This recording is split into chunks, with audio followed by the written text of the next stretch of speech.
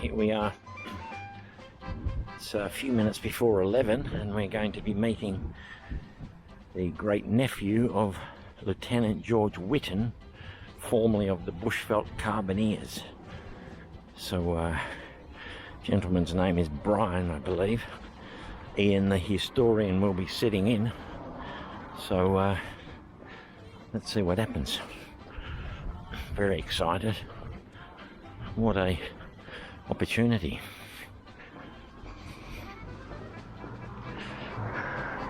Grand old building there in Kynton.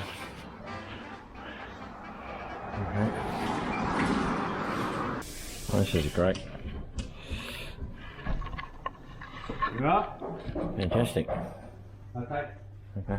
Wow. You can go up the head of the table, Brian. I can go either side, then we'll leave something there. Okay. Where would you like to sit, Brian? Oh, yeah. Can you sit there? Yeah, great. Yeah. I'll put that on. Actually, after. Yeah. So I'll tell you a bit about myself, Brian. And by the way, absolute privilege to meet you. I feel like I'm in the audience of... In the audience? I wouldn't say royalty, but certainly special people in my life. Oh, we're just thinking about it. It was 101 years ago, Monday, wasn't it? 102, yeah. 101. So, in 1971, my dad took a job in South Africa, so our family left Brighton. We lived by the bay. Yeah. And we ended up in a place in the Transvaal called Brakpan. Okay. Very deeply Afrikaans. You know, there was 70% Afrikaans speaking, the white, you know, and and I was only 10 or 11 years old, and they hated us. It was like the Boer War had never ended. That's right. Yeah, well. And that's still. We were called Rooineks and Engelsman. I know. And then I found out that Australians had been there, and that's what started. As long as, well, it was a school trip. We went on a bus trip with school, and we saw some Boer War. You know, what do they call the blockhouses? You know, we saw some blockhouses. They were built by Kitchener. That's right. And there were 20s. Well, you probably know. Kitchener was the guy that started the concentration camps. Yes. 26,000 women and children died over the starvation, dysentery, and no mention of that in British history. No. Have you been to South Africa? No, I haven't, but we've been trying to get pardons. I went over in '94 to the UK and they told me to get lost. Then got back and couldn't get anywhere, and I met a bloke called Jim Uncles, who's he's a lawyer. He was a QC. He started the whole thing running for us, and he's been the guy that been prevalent in getting the thing going, and he's done a hell of a lot of research, and he's taken us a long way to where we want to be. So growing up, how much did you know about George Witton? I never knew anything about him until I was about 18 or 19, because my relatives, like my mother died when I was born, so there was no mention of the Witton family because of that. And it was about 19, I would have been about 18 or 19 when I first heard about it, and then I thought, oh, this guy's probably not a relative of ours. Then I decided to go into it a bit more. I decided to go into it a bit more and found out that yes, he was related, you know. And he's on your mother's side, is he? On my mother's side, yeah. As far as I know, going through the history of the family, my grandfather and George Witton's father were brothers. And they lived down in Kirkstall, which is down in Warnerville. Sure. And then George went off to war, signed up like all, about 55,000 Aussies did, defend the mother country, and away they went. He was expert horseman and an expert shot, and what he did, he was in charge of the horses going over to South Africa. He was with the Light Horse Regiment, and he was in charge of the horses. He was a young man. Young guy, yeah. And well, they got over there, then they did a lot of work around the area, meritorious service they had. Then they ended up in the Spelunken with Blake and Morant and Handcock. And they formed what they call the bushveldt carbineers. Towards the end of the war, Kitchener wanted some really real rough guys who live in the bush. Yeah. Okay, can they mop up the remnants of the guerrilla Boers, you know? And so they formed what they call the bushveldt carbineers, and that's when all the murders and shooting and killing started. Yeah. But they were going on long before Morant then got there. What was it? Fort Edward they operated out of? River. Was it Fort Edward they operated out of? Yeah, Fort Edward, yeah, they did. They got there. And there's a couple of other areas. On George's medals out there, he's got the class and give you the history. Yeah. And I was a little surprised he got medals. Was he? Yeah. Go on. What were they given afterwards, or were they? Well, I'll go through that in a Just minute. turn this stupid thing off. Yeah. Okay. In relation to the medals, they provided meritorious service before the killings started, and they were widespread throughout the region. Anyway, I went over there, as I said, and part of the reason I went there was to get the medals, and they said, he's a disgraced soldier. No, they're not entitled to them. And so I came back and then thought, well, what do I do now? Nothing. And so eventually Jim Uncles came on board, who was in the Navy anyway. He's a commander in the Navy Reserve still. And he got this campaign going. Cut long story short, we could never get the regional medals, but James wrote to, or probably the Ministry of Defence or whoever they are in London, and he said, look, we know we can't get the medals, is it possible we can do replicas?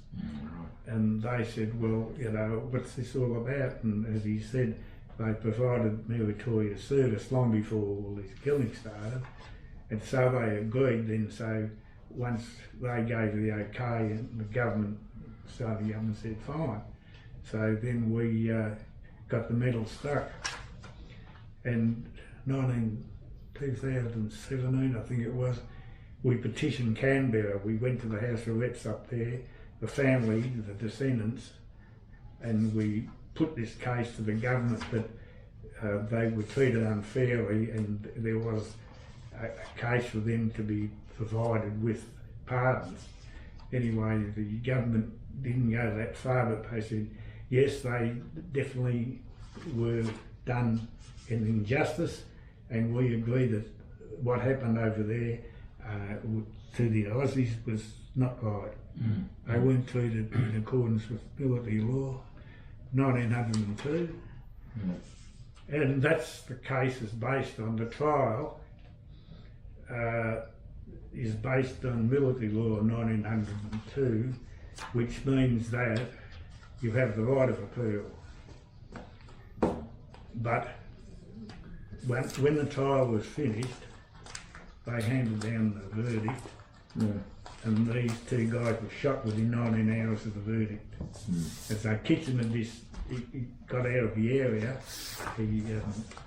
so he couldn't be contacted, and the defence for the guys, Witton, Morant and Handcock, was a bloke called Tennerfield, I'll think of his name in a minute, the lawyer, Major Thomas, and he said, well look, you know, these guys have the right of appeal, and the court said, no, we can't get in touch with Lord Kitchener, and so the executions were carried out. But in the final analysis, later on they found that Lord Kitchener was in fact in the area. So the thing was stacked against it. But So George Witton, he shot a Boer that rushed him or was trying to escape. he did, yeah. But there's not any evidence anywhere of him shooting anybody else. Yeah. They said he was in shooting parties.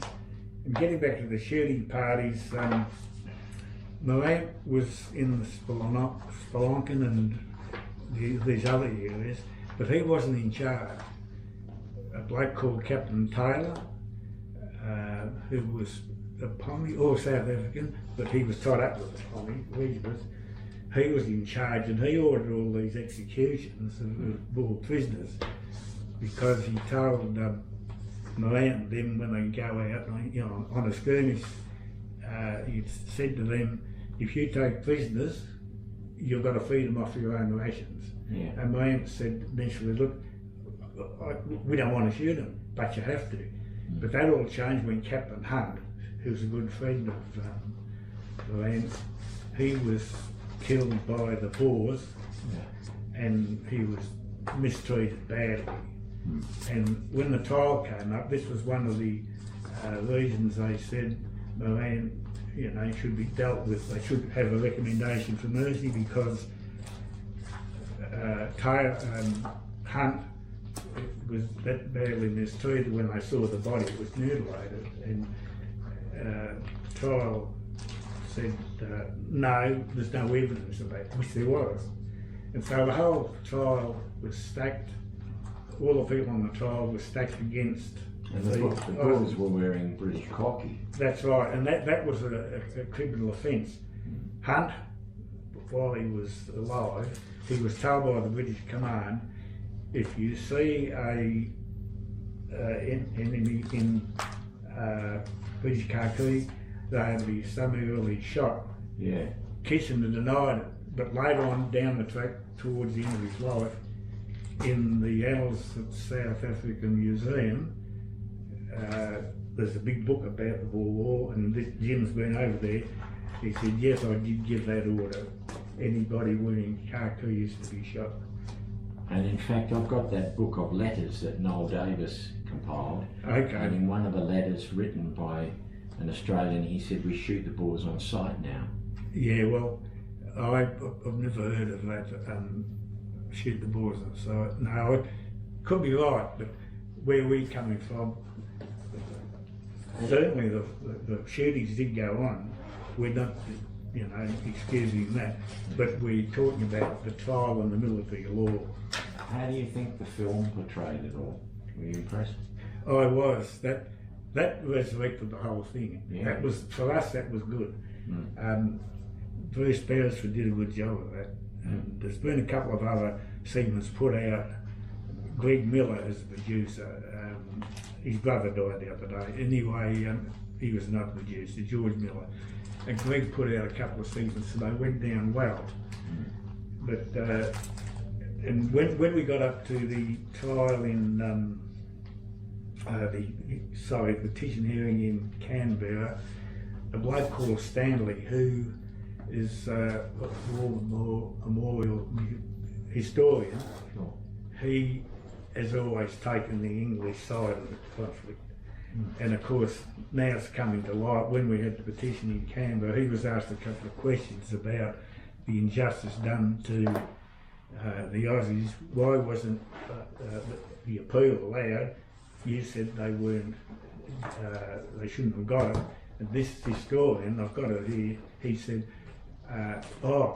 no, in military history or military law, you cannot appeal. But that was wrong, you can. And this stuff started to unfold, like the British side for years and years and years. And getting back to the Battle of Omdurman, that was Anglo-Egyptian war against the Mahdists. They were Mohammed people. Yeah. And I think there was 10,000 prisoners, and Kitcher said, shoot them. Show them all, Yeah. And no mention of that in history at all, except Churchill made a comment in Parliament in about 1917, and he said, this is not a good day in British history, because he was in the war at the time, Churchill. Unfortunately, I've yet to read Scapegoats of the Empire.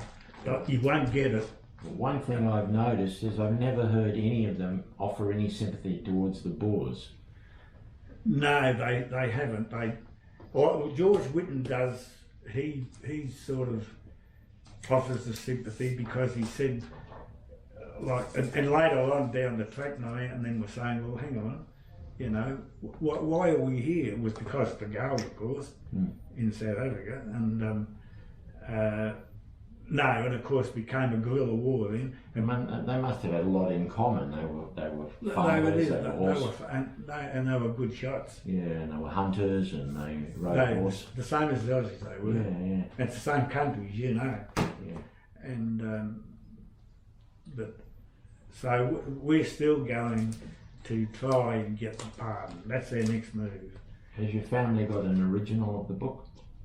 No. What happened was, there's still 4 or 5 in existence apparently, 4 or 5 original books.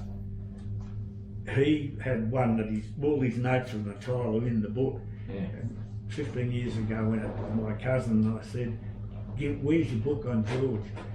He said, I gave it to my other cousin and he never gave it back. Why not? Because he died and I found to clean everything out. In an op shop somewhere. Well, it probably is, probably in an op shop. And had all the notes of the trial in it. Oh, wow. So that's where we're going now with the and this reprint, is there some extra stuff put in at the back or something? I don't think so. Look, you can download this. Okay.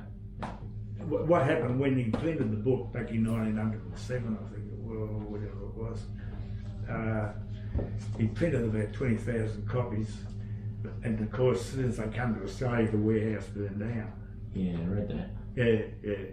Quite a large font by the look of it, so it's not a big book by the look of it. No, it's not. No, it's not.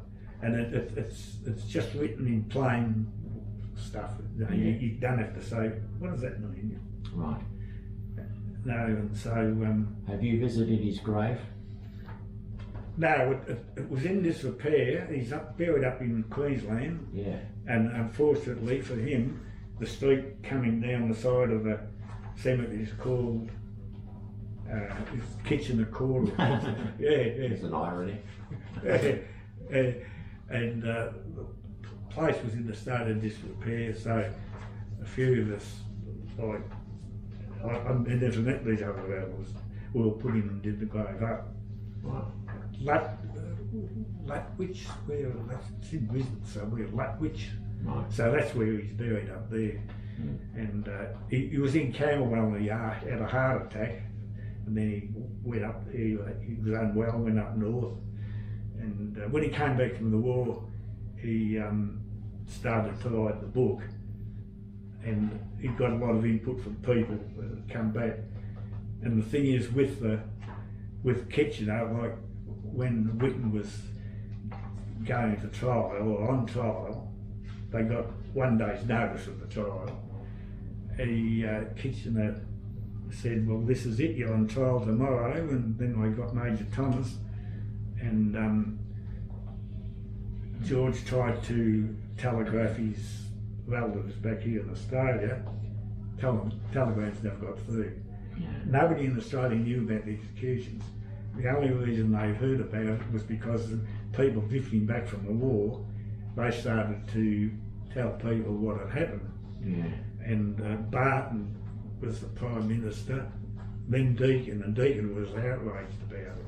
Yeah. So what happened to Isaacs, he started a petition and they got about 800,000 signatures. And they sent it over to England, and of course Witton was in jail after the war, straight after the war. He got life, he got 4 years or something, and it came down and down and down because the people were incensed about what had happened to him. Yeah. And so when the petition got over there, Cheshire got up in Parliament and he said, well, what are we going to do with this George Witton? And none of the parliamentarians knew about it. And they were, what are you talking about? And so he got out, came back to Australia. He never served in World War I, was he just bitter against the British? Oh, he was bitter. In relation to World War I, they said, you know, we we want everybody to be the last man standing. And George Witton wrote to I think it was the Bulletin, he said, and I will be that last man standing. Good on you. Yeah, he was just upset about the whole thing, like everybody was. And and poor Major Thomas, because he never got them off, well, he was a lawyer who did conveyancing, a solicitor, not a lawyer. And here he is the day before the trial. They said, "You're his defence," and he said, "Well, where's the briefings? Where's the notes?" "No, there's nothing." And that destroyed him. He came back to Tenterfield, a bitter man. And when they were shot, Morant and Handcock, they buried it. I forget the cemetery. He used to look after the graves, and one of my relatives, she was still over there, and they used to look after the graves over there. In Pretoria? Yeah, that's right. Keep forgetting the places and the names. I hope to go there in October and visit these places. Okay. That's why I sort of got the camera and I'm learning to use it. I just thought I'd start this little YouTube channel and I visit the Boer War memorials. Oh, that'd be great. I read out the letters. I've been to Minyip lately. I've been to St Arnaud. Have you? Over there looking at the monuments. And so I thought the viewers and subscribers would love to hear your story.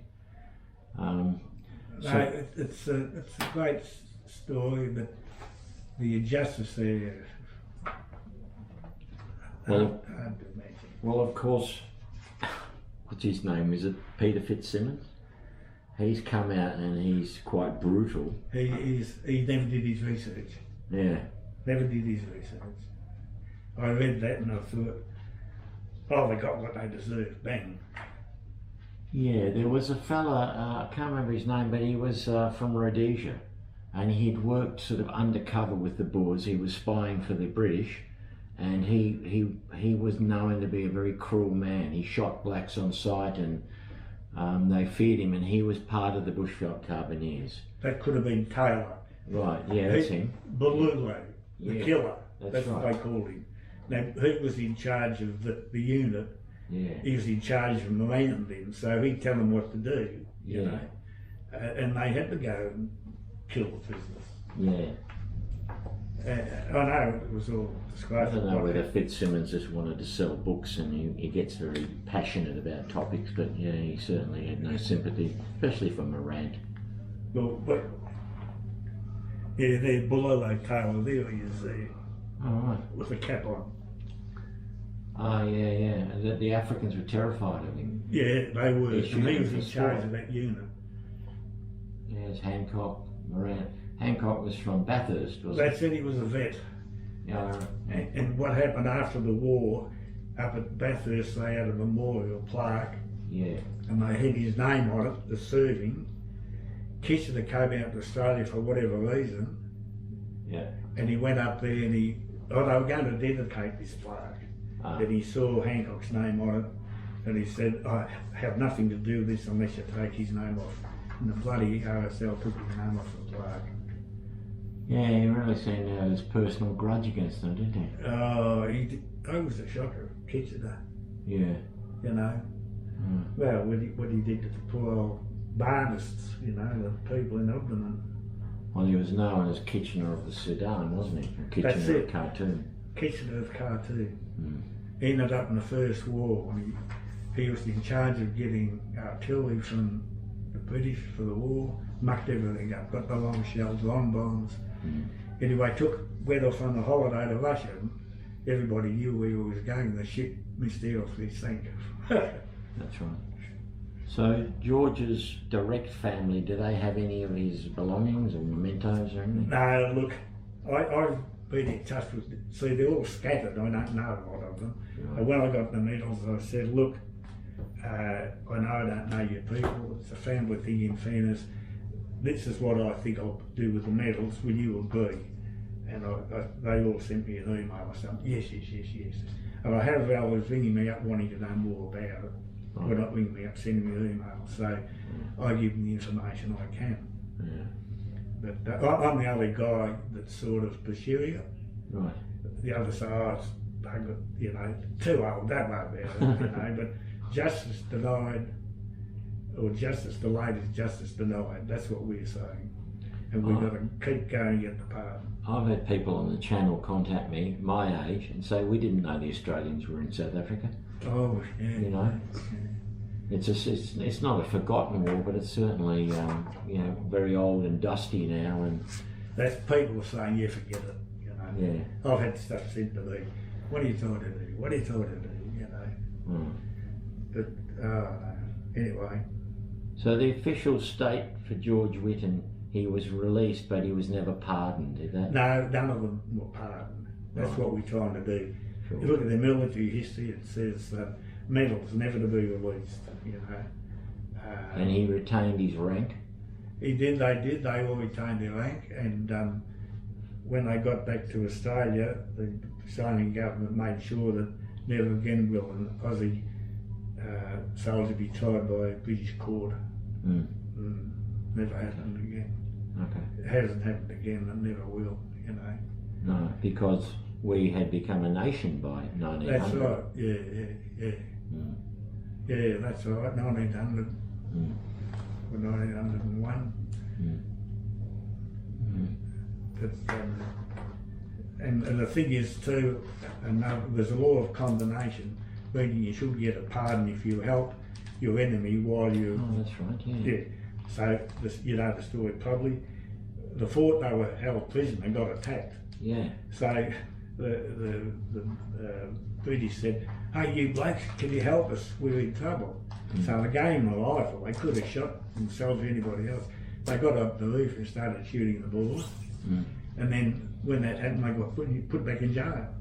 And then that was another law of condemnation, which is an old law, but that never came into effect or had any bearing on it. Kynton made sure that he said, no, that doesn't apply in this case.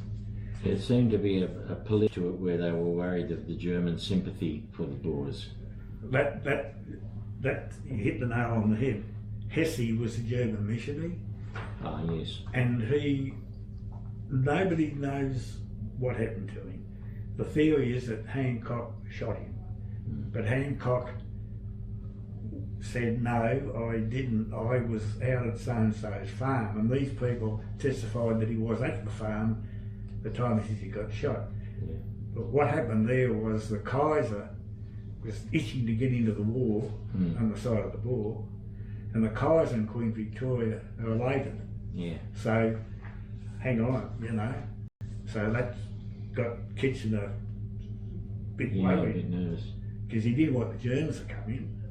And I think they were getting towards a peace treaty at Yeah. Vereniging. That's the right. Boers. Yeah. So it was probably, you know, useful to wind it up, I suppose. But and the funny part about it, not funny, but when they were executed, the killings went on. Yeah. Different blokes coming back from the war to Australia were saying they're still killing people over there, you know, Oh, yeah. shooting prisoners. Yeah. Yeah. And and they all came back and they said, yes, certainly Kynton gave the orders, you know. Oh, that's fantastic, Brian. Thanks for giving me some time. Well, that's fine if you you know got any other queries. Can't think of any, but I might take your email address.